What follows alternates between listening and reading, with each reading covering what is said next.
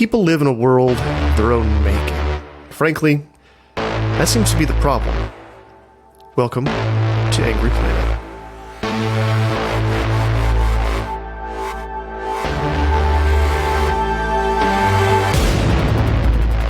Welcome to Angry Planet. I'm Matthew Galt.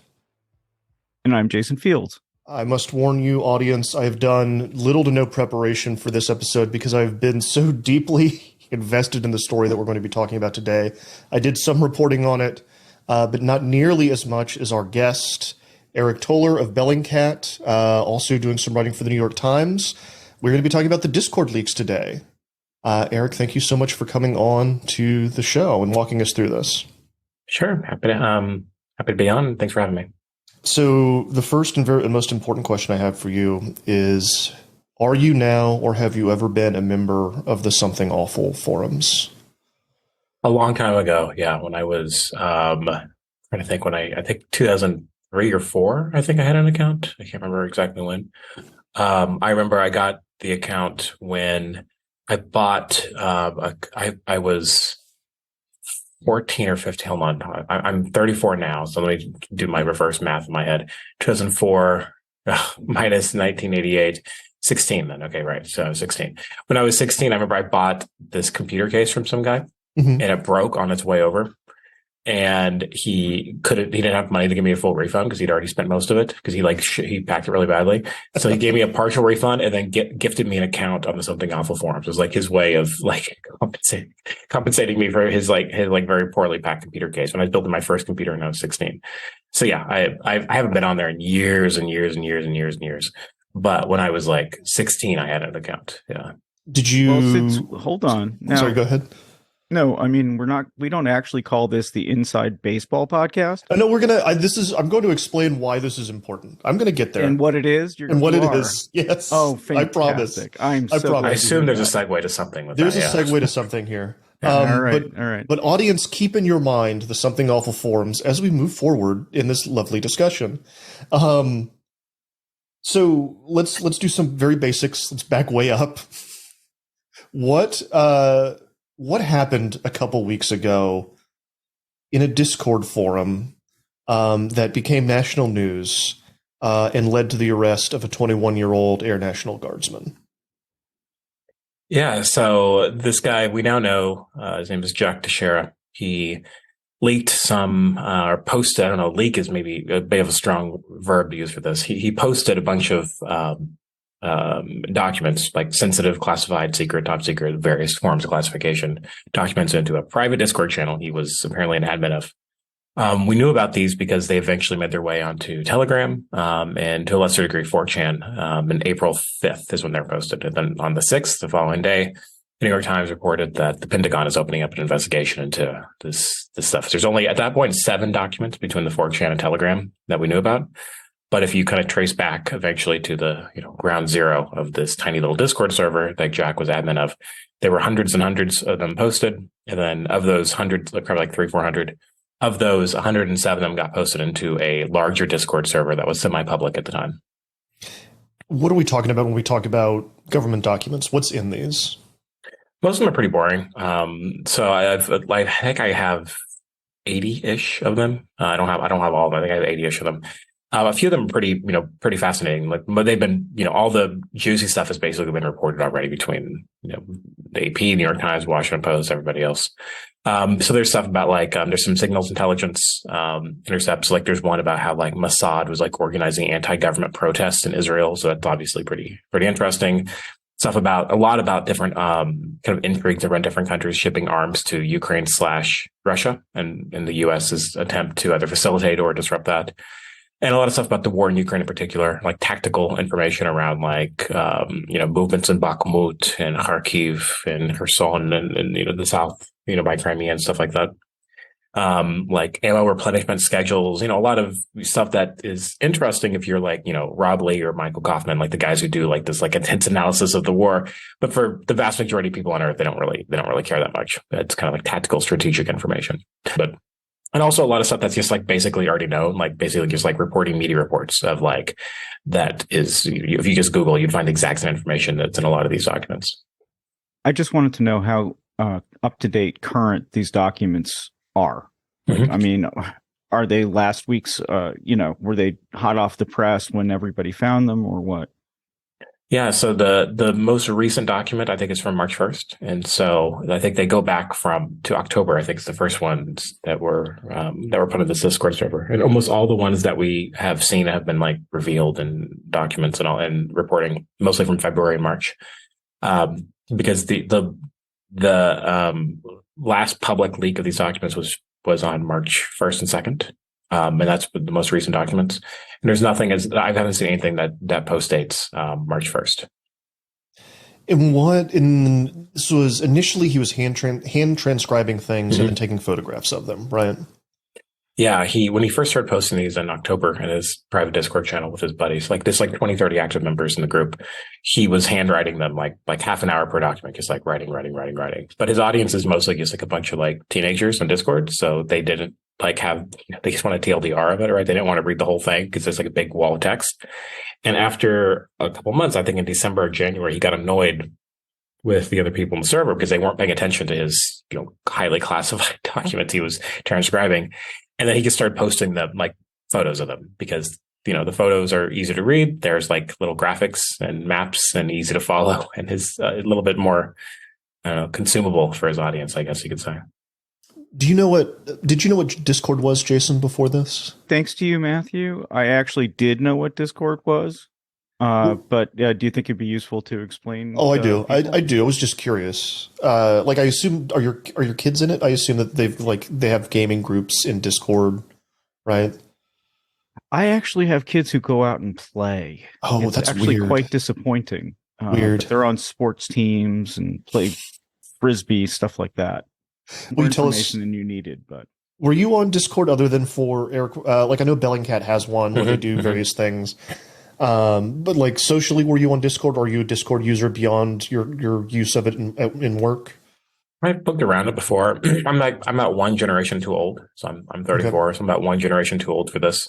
Most of my friends, when we play games, we just like do it over the in-game chat, or something separate. I think one time I did use Discord to play because I was playing with a couple of my colleagues at Bellingcat, and we're trying to figure out a way to I think we're playing Warzone, like Call of Duty Warzone. We're trying to figure out. I think Discord is the easiest way to do like a continuous. Because I think one of us is on PC, one of us is on Xbox, we're doing crossplay.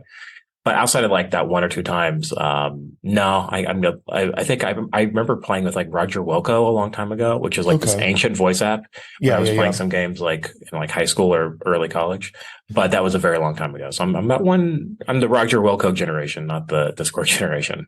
It's funny because I'm 39. And maybe it's just because I'm like a gamer and I'm so plugged into the gaming space. I'm on Discord all the time. Mm-hmm. I've got like a couple of private Discord servers that I'm a part of where memes are posted, and we gather to play video games. And it is because it's like it's easy. It's easy. It's a pseudo private server that you set up, and like usually it's kind of run by the community. So there's one or two people that run it that are part of the group, and you can create different channels within it, and you can create different voice channels. And it was initially marketed as this thing where gamers get together and you can coordinate your group and everyone can get on the same voice channel.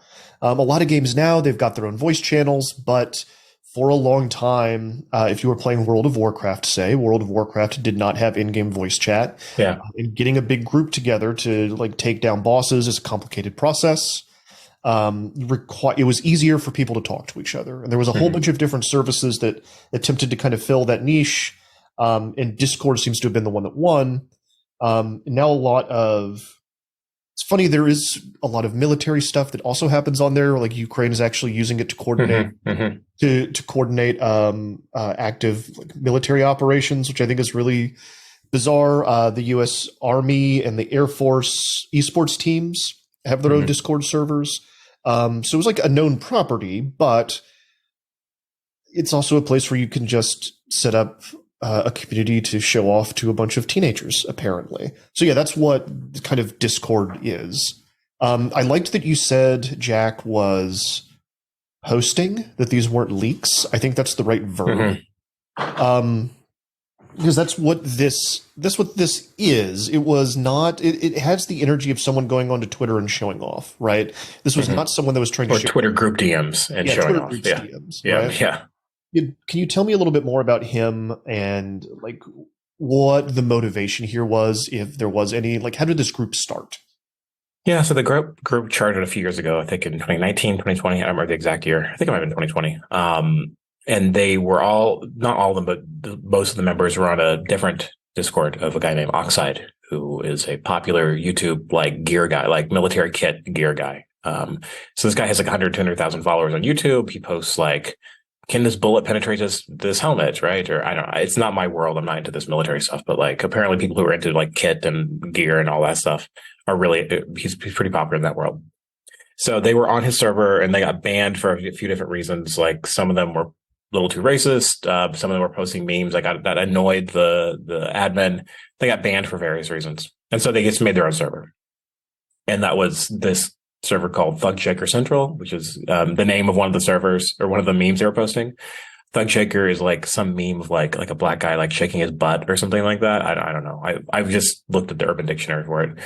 And they would basically do this kind of like a Rickrolling thing where they would do like bait and switch, where they would send someone a link and they think that they're going to see something interesting and they click and they see a guy shaking his butt like in your face, right? That's kind of it's kind of Rickrolling, but with that kind of twist. Anyways, they were posting that too much apparently on this Oxide server, so they got banned.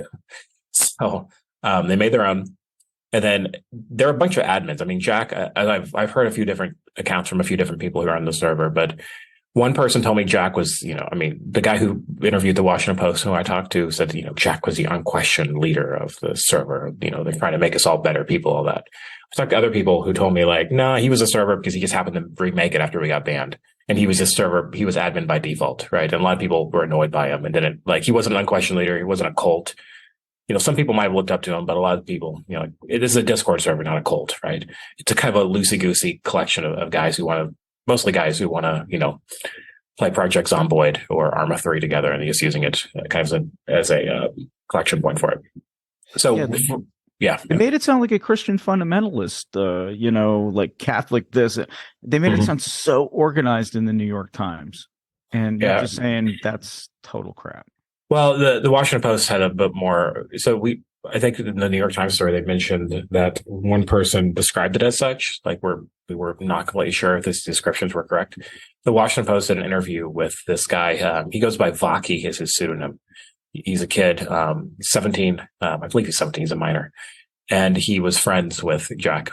And the way he describes it is that, I mean, I think that the Times, the way they report it is like, this is what he described it as, not like it's a cold hard fact, but he did this like, this dramatic, like 48 hours style interview, like in a hotel room. They like blacked out his face, with the Washington Post, where he talked about how, we were a family and we all love each other and he was our leader and he's so strong and charismatic and blah, blah, blah. And that's the way he presented it, like as it was basically, as you say, like an Orthodox cult. Like I think they're all Orthodox Christians, or like that's how he described it. But I've talked to some other people, and they told me like, there are like 4 people who were Orthodox, the others were LARPing. They were just kind of curious about it. So I think it was a bit more of a heterodox group than maybe again the whole server as a whole. I think was relatively heterodox. I mean, they're all like, young gamers, and a lot of them are probably racist. But I think that maybe people who are specifically posting, there's a specific channel where they're posting these leaks. So Jack was posting this in a specific channel within the server. Maybe the people who were active in that channel were a bit more homogenous, right? With like the Orthodox looked up to Jack, that sort of thing. But the server in general, with like the 20 active and 30 or so inactive members, I think it was a little bit more, a little bit less homogenous in its makeup. I think this is so important to me as part of the story, and this is why I asked you about the Something Awful forums, because you and I were talking on the 7th, I think, where I bullied you into telling me how you'd gotten from Telegram to Discord, and like because you'd posted something where you'd figured out where it had come from before it made it onto Telegram and Twitter, and you were like, "This is the stupidest thing you've ever heard." My immediate thought was like, okay, so it's War Thunder forums. Yeah, it's everyone's first guess. Yeah. Yeah. So like, I'm talking to you, and you eventually tell me it was like a Minecraft Discord server, and like traced it back, And like when I started seeing the kind of people in Discord that were posting and like what these communities were like, I instantly knew I knew what this guy was going to be like before we found him. He was going to be like a something awful forum poster, circa 1999 to 2006. That energy, not that specific kind of person. A banned something awful poster. A banned something awful poster. Yeah. Someone who went to KiwiFarms afterwards. Somebody who went to KiwiFarms or 4chan. Like just this kind of anarchic shit posting edgelord, probably lonely, creeps out the people in his real life. The kind of guy that I had a friend like this when I was growing up, who would mail order books about how to be a ninja and buy shurikens at the mall. And Mall Ninja Kid. Mall Ninja Kid, and yell at people online about like the specifics of sights on different rifles. And was like vaguely racist, like posting edgy memes that like were attention grabbing racist. Attention grabbing versus like actually racist. Well, I mean, it's still racist. Ironic, of course, yeah. It's like different shades, I mean? But like a shit poster, like that's, and it's wild to me because we're talking about, I think in some total 300 photographs. I know you said you've seen 84, or 80-ish, 80 or so. There were 100, So the numbers of them are 3-4-ish hundred were posted in the Thug Shaker, the original server. Of those, 107 were posted into a larger server, and then a majority of those have been seen because these were deleted pretty quickly after they're discovered. I don't think they've all been recovered, but the majority of those have been seen by journalists and analysts and all that. So, in the wake of this, it's a big leak, it's a gigantic leak, and I want to get into like how that all happened here in a second. But like as process and journalism observation, and then question for you. I've noticed in the wake of this, everyone kind of projecting their own thoughts about Jack onto him. So we've got like the kind of the more mainstream side of the New York Times, the Washington Post. Some of my own colleagues at Vice have written about it this way, where this was like a red-pilled MAGA chud kid. Kind of ideologically driven, and like he had this cult of personality with the 4 dudes in the one subsection of the Thug Savior Central channel. And then the other side, I'm seeing like this kind of Intercept, Matt Taibbi, Glenn Greenwald view, where he is, a brave leaker sharing secrets about the American war machine and was anti-war. Like, there's even less indication that is true. Based on like his posts and what we know. Why do you think that these narratives have erupted around this kid? Yeah, I mean, it's a bit of a Rorschach, whatever, some German word I can't say. Rorschach, test, right? Rorschach, the only reason I know Rorschach. is because of Watchmen. There you go. Okay, Rorschach test. Yeah, so you see what you want to see, right, with him. So when you look at just the raw data, you don't really like read into it too much of like what he actually did and what his closest friends / online confidants or whatever you said. It's clear he never meant for these to be public, right? So he was posting these for a very, very small audience. He never meant for them to get outside that very, very small audience, and he was trying to like inform them one way or another, right? So maybe he wanted to make them better people or whatever, this small group, or maybe he wanted to inform them, but it just like chase clouds, right? I mean, that's just getting to being a bit of a psychologist about why he did it, but he did do it, but he never did it with the intention of this spreading elsewhere. If he actually went to, for example, DDoS Secrets. So DDoS Secrets is kind of the spiritual successor to WikiLeaks, right? Because WikiLeaks, you can't even submit stuff to there anymore. Like their submission pages down. It's like basically dead. DDoS Secrets is some former WikiLeaks people who made their own site, and they publish a bunch of very, very spicy stuff, like leaks from police departments, things like that have got them banned from Twitter.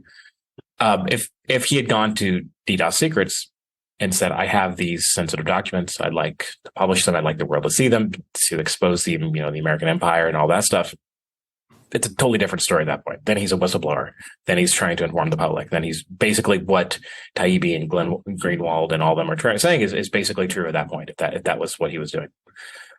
And I think, and if he had done that, I think, I wish he had in a lot of ways, because there's a lot of these documents, I think, that are have very interesting information. I'm glad they're out there and the world's a better place because a lot of these documents are out there. There's a lot of stuff that didn't need to be out there, like, the ammo replenishment schedule for Ukraine over specific types of anti-aircraft missiles. Like, again, like that's the world's not a better place. Who cares, right? It's unless you're a military analyst, like that's not really, and you're not revealing a great truth about the geopolitical intrigues of America when you do that. But I wish he had done something like that because then these could be out there and he would have legal protections and all that stuff. But he didn't. He just posted them for his tiny little group of friends on Discord to share. And then 5 or 6 months later, one of his friends took a portion of these and put them on a larger Discord, and then all the house of cards came crashing down.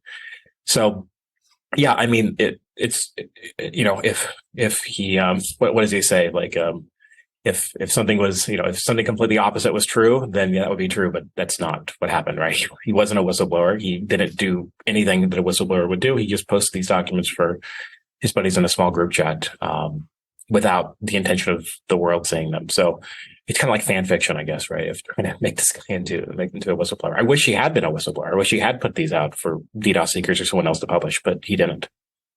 There's also something I want to make really clear here, because there's been another piece of this narrative that's developed on that Glenn Greenwald, Matt Taibbi Intercept side.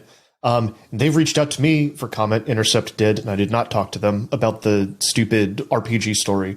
The character sheet. Yeah. That was like there's 2 paragraphs about my stupid character sheet in your thing about anyway. That you helped the FBI catch this guy. And I want to be clear, like he was paying for Discord with his credit card. With his credit card with his name on it. Discord was going to turn that information over, right? And they did the day before he was. You did not help the FBI identify this person. And in fact, they did call you, and you, like, how did that interaction go? Yeah. So I guess, so the accusation a lot of people said is that, like, we're working as a handmaiden to the security state and we gave them information, all that stuff, which isn't quite true.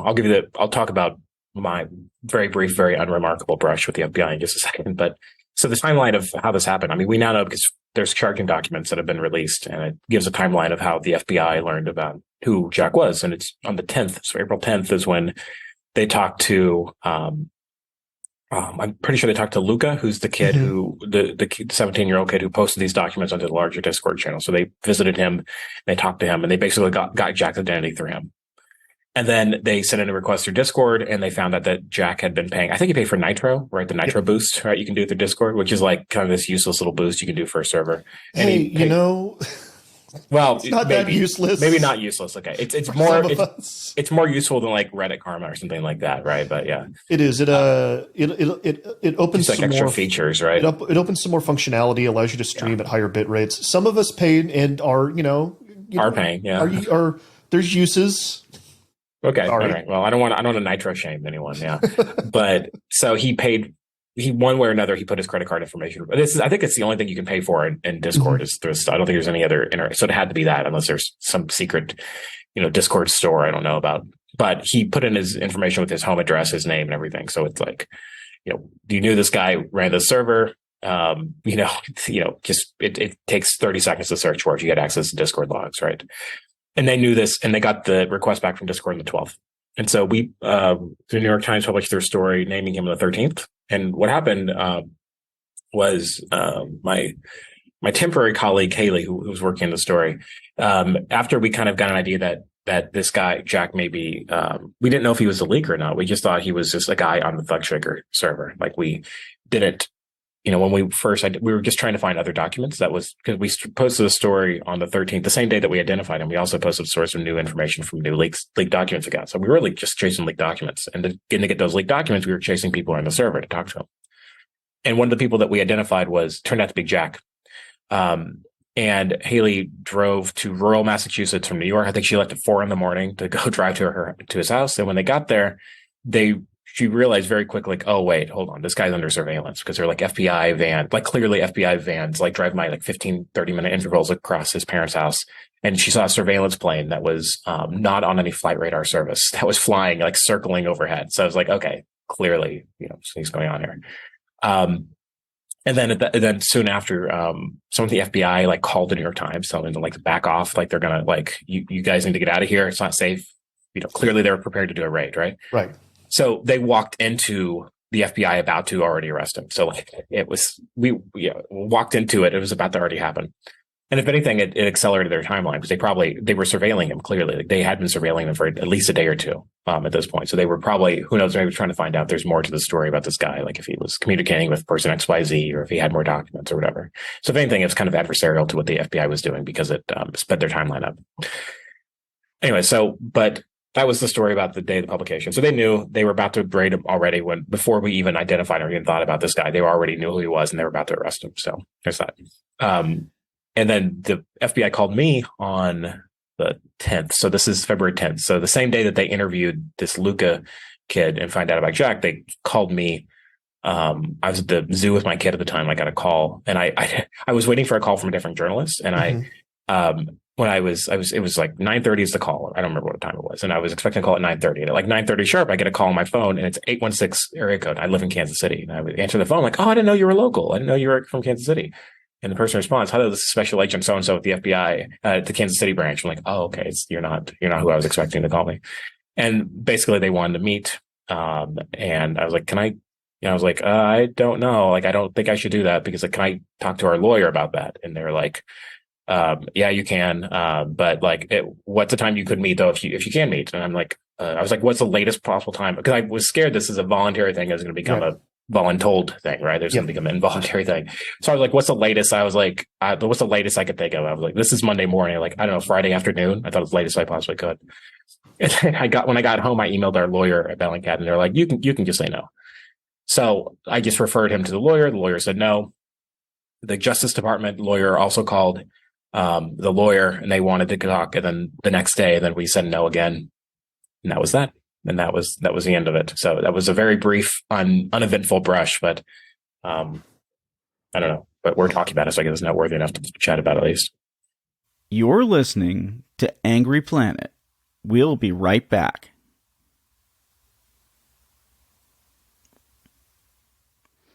And we're back with more of your favorite show, Angry Planet. What expectation do you think this guy, Jack, should have had of privacy? I mean, as you pointed out, he was not really a leaker. He posted videos of himself in the Discord. So it's just sort of interesting. Unlike, does the journalistic ethos of never revealing a source count when your source not only has no expectation of privacy, but isn't asking for it? He never even said, "Don't share this shit." Of course, yeah. It's. I'm sure he probably told people, "Don't share this at least once, or I'm going to go to jail." I assume he told his audience that at least once. Yeah, I don't know. I mean, he wasn't our source, though. I mean, the first time the New York Times talked to him was when they went and knocked on the door after we thought we identified him. So it's not like he was a secret source that was then outed, right? It doesn't kind of work on that spectrum. But I mean, like when the New York Times went to him, we weren't going to like out him. The idea is we want to talk to him because like this is the guy who's responsible for the biggest tranche of classified documents coming out since Snowden. So like obviously that's a story, right? Yeah. We figure out who this guy is. Like it'd be journalistic malpractice to not even attempt to talk to him. And so the idea to talk to, I mean, they had all these different scenarios planned out. Like, okay, you talk to him. What if he says X? What if he says Y? What if he says Z? Like, what if the FBI arrests him? What if the FBI is already there? What if he has a gun? Who knows, right? Because this guy had apparently this big gun enthusiast. So like maybe he felt the walls closing in. Like, who knows what's going to happen, right? And the idea, like our best case scenario is like we could talk to him and he wants to talk about why he did this and all that. And, and then maybe have more documents, right? And then at that point, it becomes a different story. If this guy has more documents he wants to share, right? Then all the calculus of everything changes. But, so the New York Times reporter went to the door, they knocked on the door, they talked to the step parents, and eventually Jack came home in a pickup truck and he just basically said, like, I'm only going to talk to my lawyer, right? Through my lawyer, right? And that was basically the end as far as talking to him goes, because he knew that the feds were closing in at that point because he could see the cars driving by. He could see the plane overhead, at that point he knew. Do we have any idea? He shut down the Discord. He shut down Thug Shaker Central The 7th, I think. On the 7th, when the first New York Times story the 6th or the 7th. The 6th or the 7th. Yeah. So the channel itself, so the channel with the content in it was shut. That was deleted from the server on the 5th or the 6th. I can't remember exactly when. And then, but the server itself, they shut down, I think, on the 7th, the day after the story. So is the assumption then that he saw his docs like hitting Telegram and Twitter and was like, oh shit, I've got to start cleaning up.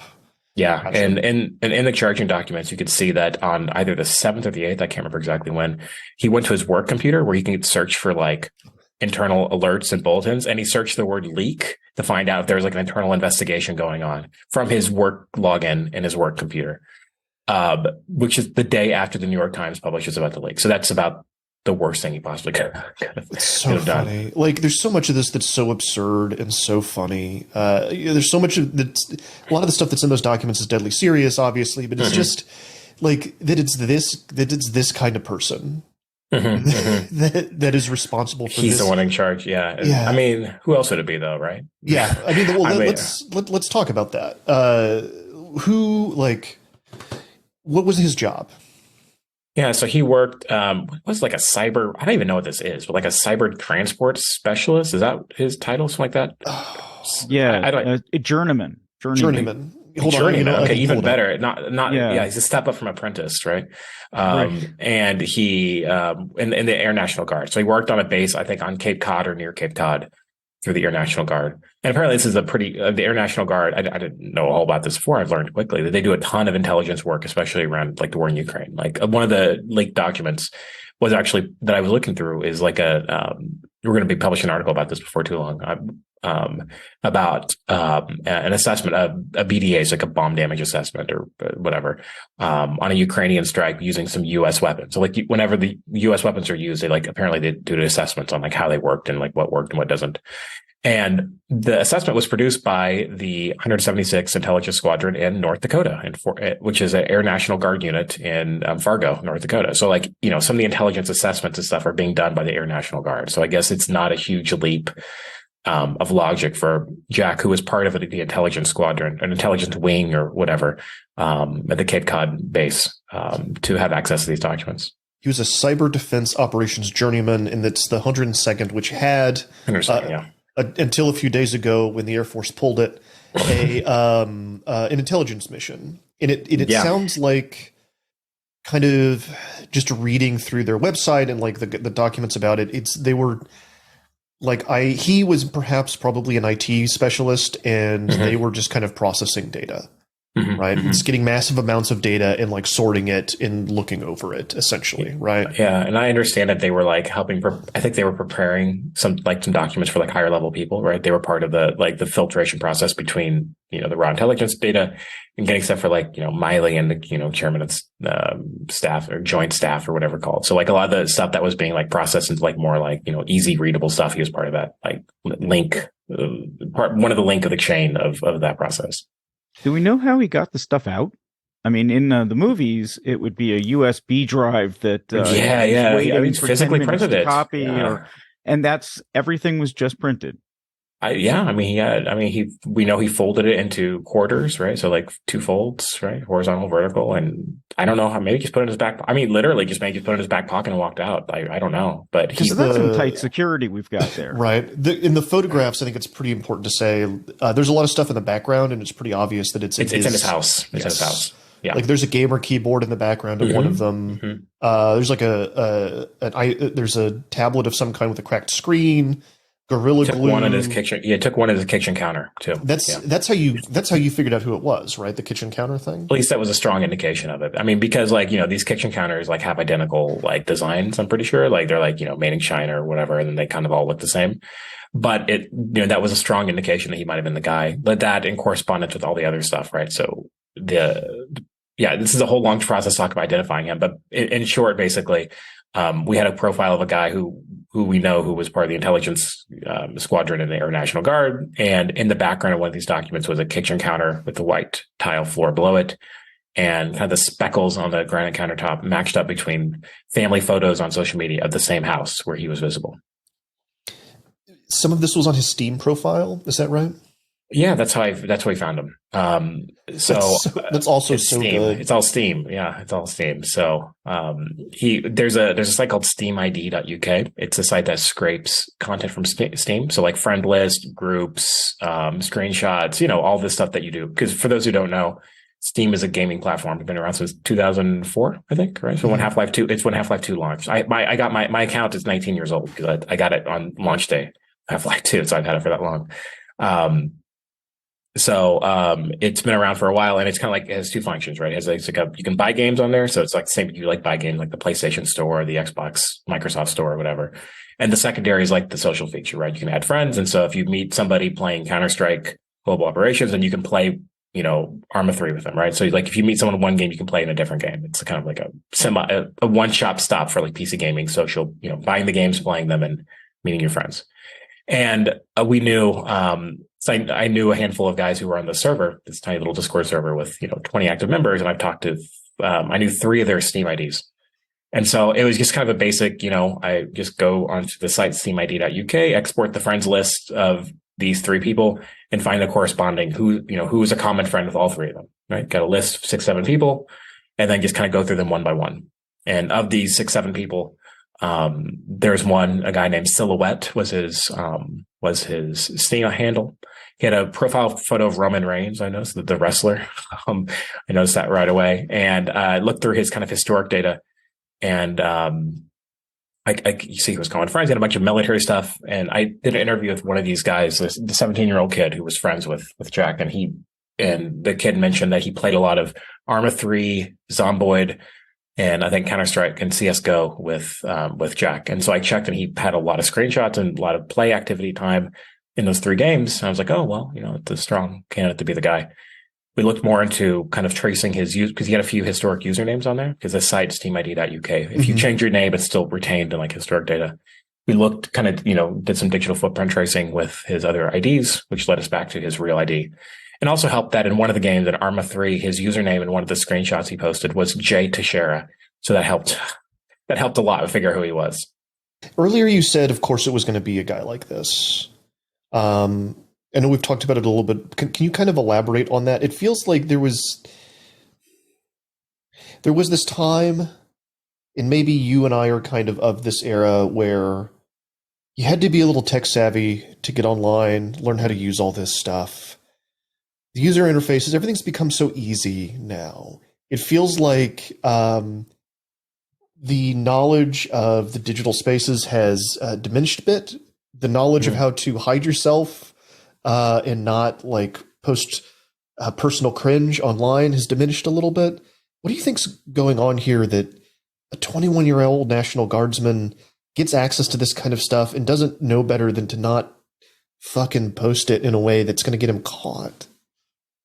I mean, like, I kind of understand it was dumb, obviously, goes without saying, right? But like, it was kind of an intimate setting for him, because like everyone keeps on going like, oh, it's a Discord chat. But like, think of it in different terms. Think of it as like a WhatsApp group, right? Think of it as like a private WhatsApp or Signal group or something like that. Or like it's a group Facebook chat. It's a group chat. Yeah. So instead of thinking of it as like a Discord channel, because Discords can be public or private, think of it as a group chat, because this is basically like a slightly more structured, it's like the vibes of IRC, but with the structure of Slack is kind of how it's set up, right?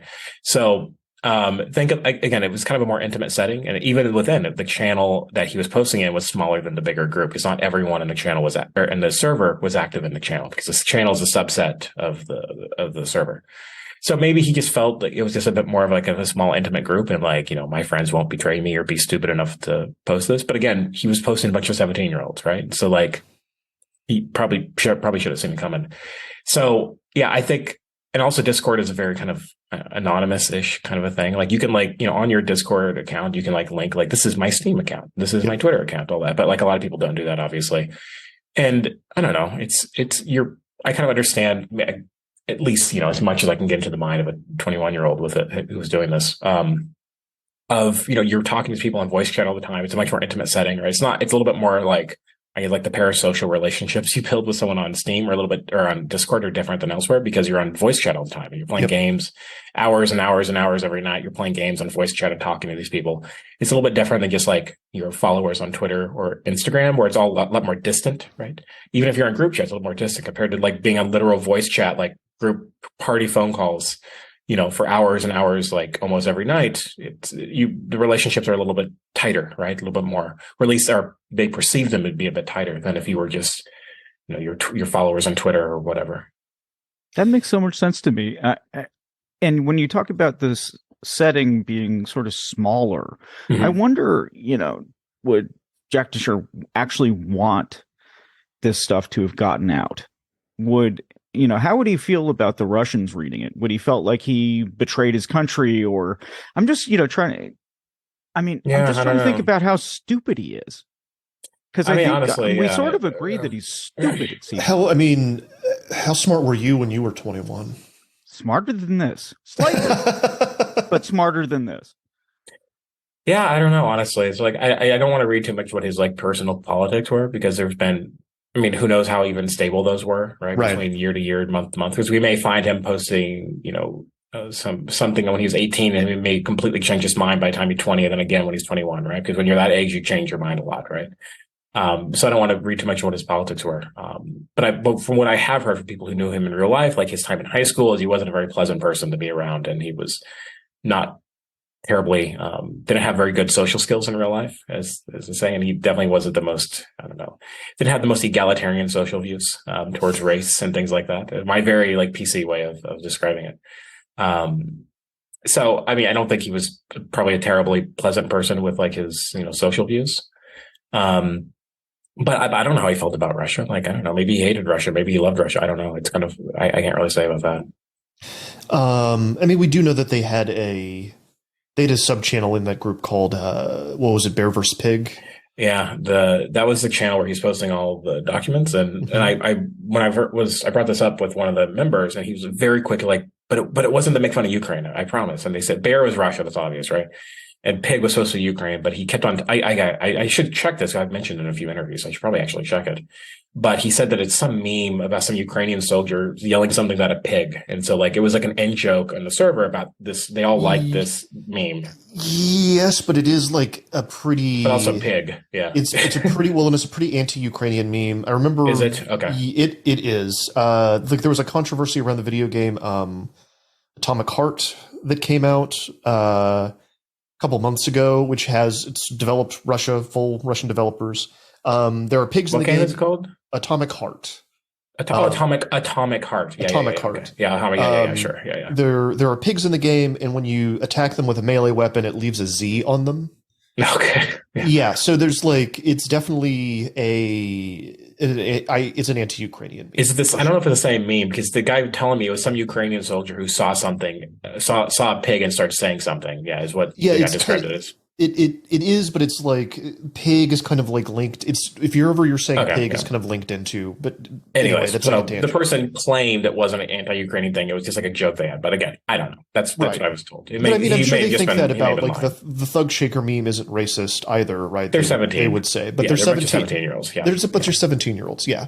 I forget Tucker Carlson is actually pro-Russia too, so it's not like there isn't the massive fifth column in this country anyway. Sorry, I write about this shit, and I guess my views are pretty well known. You're right. You are an opinion editor, so I am an opinion editor. It's true. I do want to ask a couple more questions before we let you go. So it seems like, especially in the initial wake of this news coming out, the Pentagon was caught pretty flat-footed here. There was a lot of like, kind of like press conferences. Just like, I remember seeing those. Yeah, they seem a little confused. Yeah, they're just like confused, and like we're gonna have to change the way we do things. Do you get a sense that they all learned it's hard because we don't know what the hell's going on there. But like, I guess my question is, what do you do about this? If you're the Pentagon. What can you do? Because again, you could substitute the word Discord for WhatsApp group chat or Slack or Signal or anything else. It's the exact same story. I think that I'm absolutely sure that similar documents have been shared on WhatsApp group chats and Signal chats and Slack chats and every other chat you can imagine over the last few years. It's just the recipients for this haven't been 17-year-old kids who are posting on Discord, right? So, it's not like this is the first or last time there's, secret documents are going to be posted in a group chat. It's going to happen and has happened and will continue to happen. This is obviously an extreme example because someone was saving them over time and then posted them in for everyone to see. And yeah, but I think maybe the question, I mean, I'm not an expert. You guys maybe know more about this, like the whole NatSec thing, but like how many people have access to this information is also kind of insane to me. I'm kind of learning about that. Well, it's funny because I bet it's higher than the reported numbers because the last report was 2017, supposed to be an annual report. I think the DNI does it. And the last time they did it, they found that there are 1.3 million with top secret clearance, and around 3 million total with clearance in general. Yeah, so that's like 1% of the country, right? Yes, so that'll work out. And because it's been so long since we've had that report, there's more. There's got to be more. Yeah. So maybe that's the problem. It's just if you have that many people with that much information, you're going to have at least one racist 21-year-old posting stuff, right? Yeah, of course.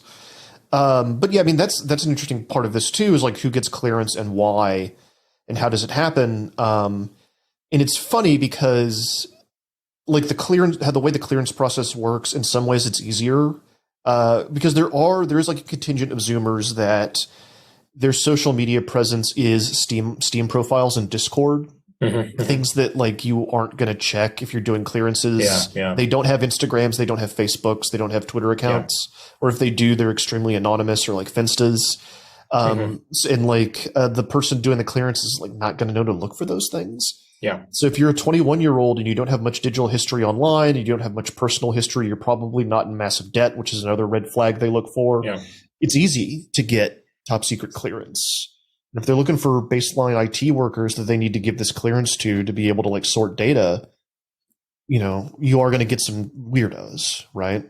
Yeah, and a lot of I don't know what the screening process is, but I imagine the thing they're screening for is, as you're saying, more like stable, permanent social media presences, right? So like Twitter, Instagram, Facebook, which would be sanitized as well too. It's like it's very Jungian, right? You wear different masks in different parts of the internet, depending on where you are, right? So you're linked, it's like the meme of like me on LinkedIn, me on Twitter, me on Instagram, right? Yep. But a lot of the things that are, I guess, would be seen as, again, I don't know what the process is, but be seen as like higher risk would be more fleeting types of things. So like 4chan, right? It's literally anonymous, right? And you probably don't even use a trip code, and if you did, it's not something you can discover. All you see is a little flag by your Avi, that's it, right? Yep. So things like 4chan and Akun, which would be seen as like higher risk, I guess you could say, and then Discord, which again is like it's. You could have I could give you my Discord ID, but you can't see anything. Like if I gave you my Discord, it's not like you can see a list of channels that I'm in. Or servers I'm in. It doesn't work like that, especially private ones. So yeah, I mean, it's like, for example, like, I guess the early 2000s equivalent would be is like, I'm active in these IRC rooms, right? Which like is not really something you can search for. You can't like search a public record of IRC chats. Doesn't work like that. So this is, I guess, maybe a continual problem. Not, I guess the equivalent to that would be like, I don't know, going back to internet archaeology, right? Looking through all my Usenet posts versus my IRC chats. I guess it would be the 90s and the 90s version of this. See, now I'm imagining, watch this, Jason. I'm very happy with this. Now I'm imagining a world where, you're going in for your security clearance and you sit down and the interviewer sits across from you and says, "All right, sir or madam, are you now or have you ever been a member of the Something Awful forums?" I've actually heard someone has told me before that they there are some places I think they vehemently denied this, but apparently Lockheed Martin or Booz Allen Hamilton, one of these security contractors, actually asked their applicants if they have War Thunder accounts or if they've been active on War Thunder before. Yes, I remember hearing that story. I've had someone tell me. Yeah, I've had someone tell me who applied. They actually were asked that once during an interview. So I have very anecdotal evidence that apparently is true. Again, please do not sue me. I didn't even name the company. I don't remember what it is, but I have anecdotal evidence of of hearsay. I'm putting 3 or 4 different degrees about this. If someone told me that this is true. Yeah, I've heard the same hearsay. Do you know, Jason? Do you know about War Thunder? Do you know why? This is also very funny. Okay. So it's a video game where like people fight tanks essentially, and very realistic. Very realistic simulation game. I think 3 times now, Eric, that this has happened? 10 times. It's 10 times? I thought it was 3. I checked the Wikipedia page. There have been 10 instances. It may be repeated, maybe the same guy like 3 times each. But yeah, the Wikipedia said 10 times. 10 times members of the War Thunder community have leaked classified information to the War Thunder community about weapons systems so that the weapons systems in the game could be updated to be more realistic and reflect their actual specifications. Mostly in arguments too. So like one is like the turret speed of some Chinese tank or something, and they were arguing like it was like, no, it's blank meters per second. It's like, no, it's that many meters per second. It's like, yeah, well, look at this, and it's like a classified like manual that, again, this isn't, I'm sure like every government, major government has this already, right? But like it's technically classified, and that was like their way of like proving their point was posting the classified manual. So well, you got to get these things right. Yeah, it's very one way or the other. Get them right. Yeah. But it sounds like we've got like two separate problems. One is too many people have clearance, or maybe that's the number that you need, but I mean, it's a crazy number. And we also have probably too much classified information.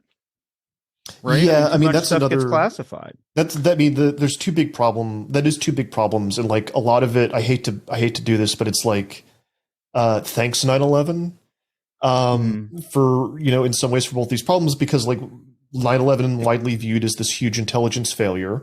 Mm-hmm. And so after that, we build this enormous intelligence surveillance state in this country. You create this new thing called the Department of Homeland Security to kind of oversee it and correlate everything, and create these like giant intelligence farms that gather everything. And somebody's got to sort through all that stuff. And the other problem is that the way we classify things in this country is pretty wild. I mean, that's led to, I would argue, multiple presidents taking home documents that they should not have been taking home. It's just like a lot of stuff gets classified, and you will have. I've talked to people where they're working in the Pentagon and they want to make sure that their memo gets seen, so they'll make that memo top secret just to give it like a little zhuzh before they send it out. It's like SEO gaming, right? Exactly. Or flag a priority email. Yeah.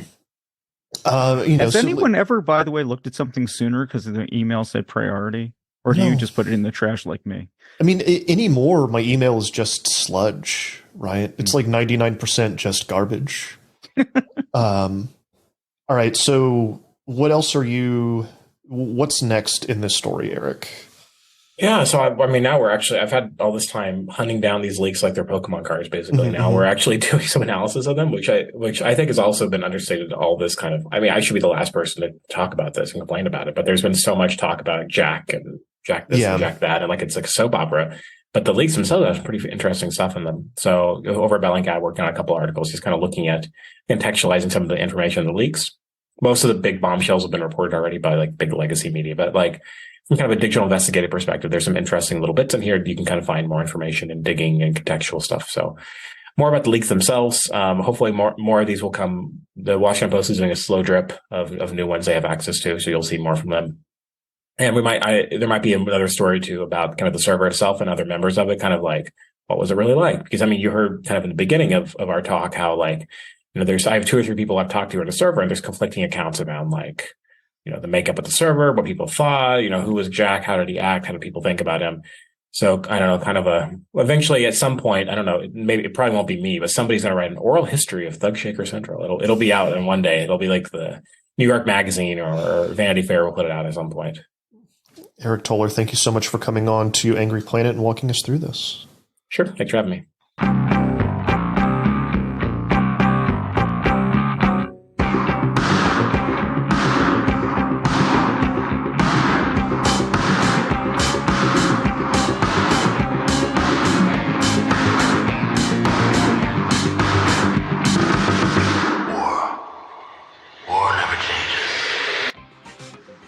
Thanks for listening to another episode of Angry Planet. The show is produced with love by Matthew Galt and Jason Fields, with the assistance of Kevin Liddell. This is the place where we ask you for money. If you subscribe to us on substack.angryplanet.com, it means the world to us. The show, which we've been doing for more than 7 years now, means the world to us, and we hope it means a lot to you. We're incredibly grateful to our subscribers. Please feel free to ask us questions, suggest show ideas, or just say hi. $9 a month may sound like a big ask, but it helps us to do the show on top of everything else that we do. We'd love to make Angry Planet a full-time gig and bring you a lot more content. If we get enough subscriptions, that's exactly what we'll do. But even if you don't subscribe, we're grateful that you listen. Many of you have been listening since the beginning, and seriously, that makes it worth doing the show. Thank you for listening, and look for another episode next week. Stay safe.